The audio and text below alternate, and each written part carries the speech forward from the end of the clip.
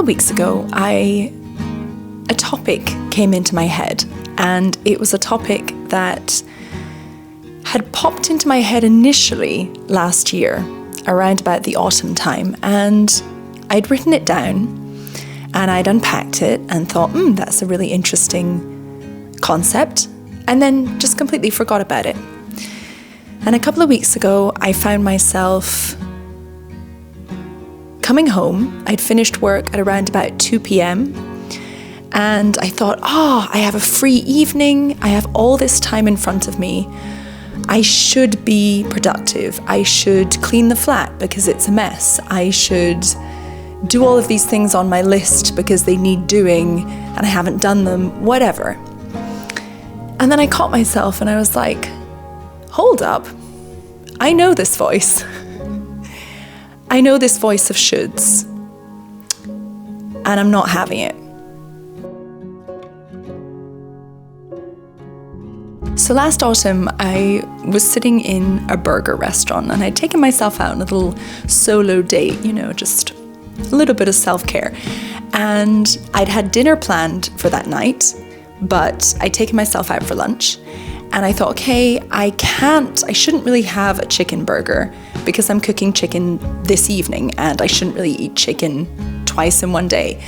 And I find myself going, whoa, hold up, where is this coming from? And it got me thinking, where are these shoulds coming from? And the way I see it is you have shoulds that are from nature and shoulds that are from nurture. And the shoulds from nature are kind of like the things that are part of your cultural background, part of the society you're brought up in. They're probably communicated to you in an indirect way.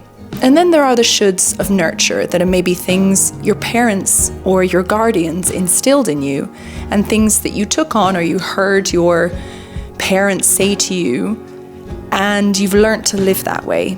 And I don't think that all shoulds are bad. I think some of them actually keep us in check, some of them keep us healthy. But there are some, I think, that stop us developing, because if we always have this should in our head, we don't allow ourselves to unpack the option in front of us. We don't allow ourselves to think, is there another way? Is there a different way? Should I try a different way? And we lose this exploration and we lose this ability to develop. I just wanted to briefly interrupt myself to exhibit the napkin that I took from the restaurant because I didn't have any paper, and wrote my feelings about the should concept on it. I said in my last video that I'm actually really happy with the progress I made last year, and I want to continue that through into 2026. And I felt like although I had shoulds that were societal expectations, and I had shoulds that my parents had taught me, I also had shoulds because I had this idea of a perfect person. And I was holding myself to these really high expectations for no apparent reason, just because it seemed like something I should be doing. So I started rewinding the story and I thought, what is a should? It's a requirement. It's something that you feel like you have to do. And that was kind of a eureka moment for me. So maybe actually there are 3 categories. There are societal expectations.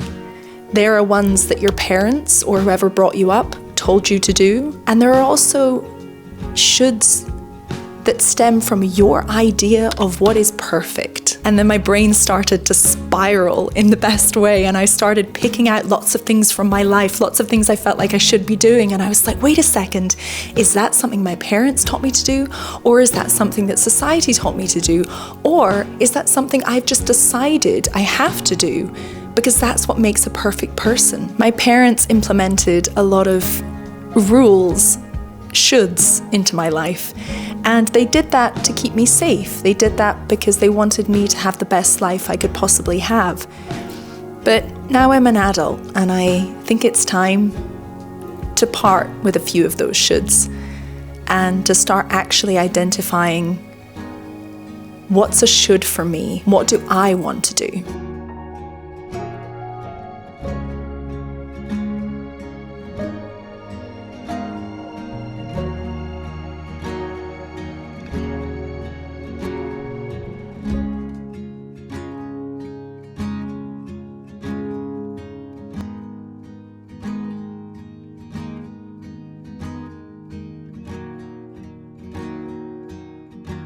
Have you ever asked yourself the question, what do I want?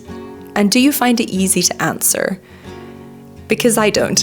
For me, it's difficult to decipher between what is a should and what is actually what I want to do.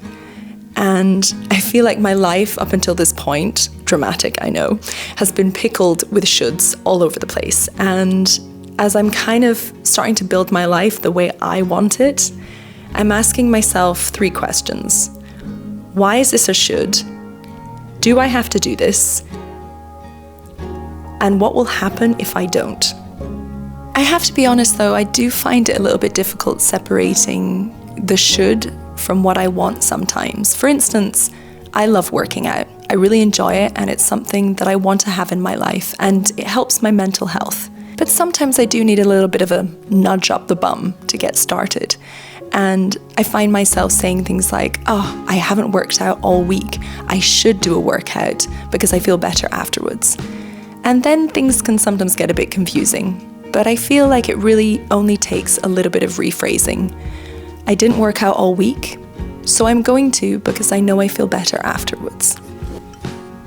I know I've only scraped the surface with this topic, and I feel like it's a really interesting one and something that I'm definitely going to be applying in 2026 as best I can. I want to try and think about how I'm going to implement this year in a really safe and loving way. Yeah.